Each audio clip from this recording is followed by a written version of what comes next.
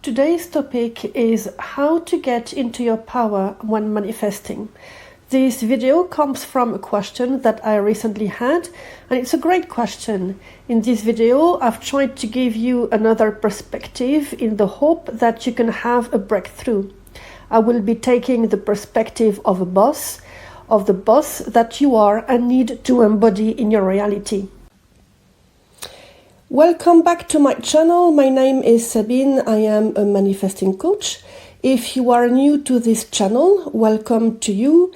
On this channel, we talk about spirituality, mindset, self-confidence, self-love, manifestation, and anything in between for you to improve your life and change the aspects of your life that you want.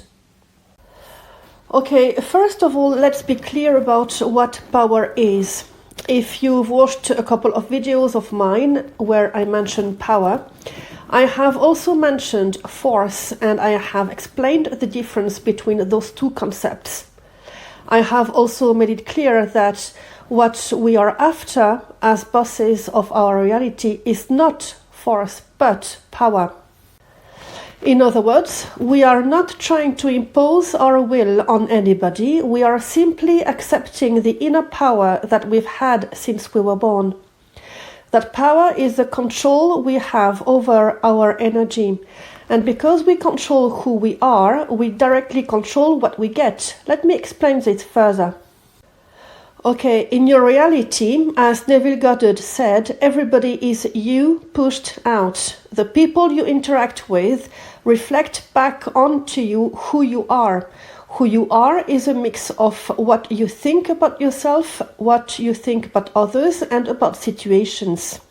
Let's take the example of Lucy, who wants to be in a relationship with John. You'll agree that she will have more of a chance of being with John if she thinks that she is a good catch and that John loves her, rather than if she thinks that no man can ever want to be with someone like her and John hates her guts. I'm simplifying here on purpose, of course. Lucy's energy, which is essentially Lucy's thoughts and feelings, are pushed out from her onto the mirror represented by her environment. Her environment is everything that is seemingly outside of her. A side note that I need to use the word outside in this video, even though I do believe in the one consciousness, but it's for the sake of a simple explanation. Anyway, we can agree that if Lucy was trying to reason with a mirror, that would be pointless because all she can see in her mirror is her own reflection. In other words, if she wants her mirror to show her something different, she needs to change something within her. She can scream at the mirror or kick it or be mad at it. It won't make a difference to the mirror itself. She'll only end up being frustrated and exhausted. What she needs to change is her energy, which is her thoughts and the way she feels around what she is manifesting. Now that this is clear, let's move on to the second part, which is control. As the boss of your reality, it is logical that you think that you have control over everything and everybody.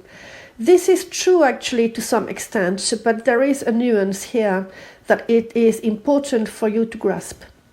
There are two types of control in your reality. There is physical control and there is spiritual control. You are in charge of the physical aspect of your reality or quantum bubble. That control is around your thoughts, your feelings, your focus, your standards, your self-confidence, your ability to make decisions, to be self-disciplined, grounded, resilient, determined, and to have healthy boundaries. I am not saying that you need to be an expert around all of them, but this is what you are in charge of as a human being. Yes, I do know that we are more than a human being and that we are a soul having a human experience. But except if you levitate and fly to go from point A to point B, my friends, you are definitely in control of your physical body and physicality of your experience. Now, there is another side of you that is spiritually guided. Some of you are aware of it and some of you are not. The ones of you who are aware of that side know how much more powerful this actually makes you. Neville Goddard said, "You are God," because we are connected to source energy as well, as Abraham Hicks would put it. And we are. We have the essence of God within us, and as Neville would put it, in our wonderful imagination. But that aspect of us, even though it is within us, has direct access to an invisible part of our reality that we do not see with our physical eyes, and yet we try to control also that part. Sometimes it is because, and please don't be offended by it because I include myself in this, but I think that sometimes it is because we avoid looking within for fear of having too much inner work to do before accessing the goods we would like to experience. But the thing is, when we try to control that aspect of the process that we know nothing about, it is both ineffective and a waste of our time. It is as pointless as trying to become an astronaut and lead it from zero knowledge of how it works, or leading the technical aspect of it and being the lead pilot. I mean, what can I say? When you agree to deal with the aspect of the process that you do have control over, which is the physical boss that you are, and let your spiritual consciousness do the rest without worrying about what is happening in the background, you will stop being in the way of your manifestations and you will have full control of who you are.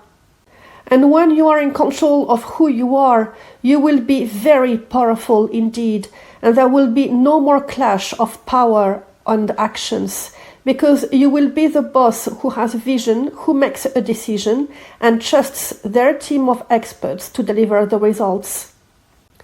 To sum up, you are the boss of your reality in that you have full control of what you want through control of who you are.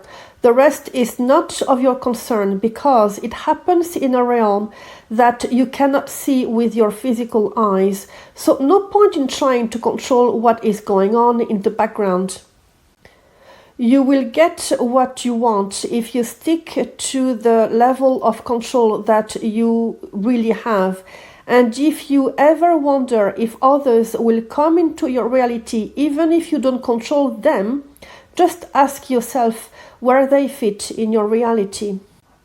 Now, please listen carefully to what I'm going to say. When you understand that they are inside that mirror of yours, and that you are in control of that mirror through your energy, well, I raise my case.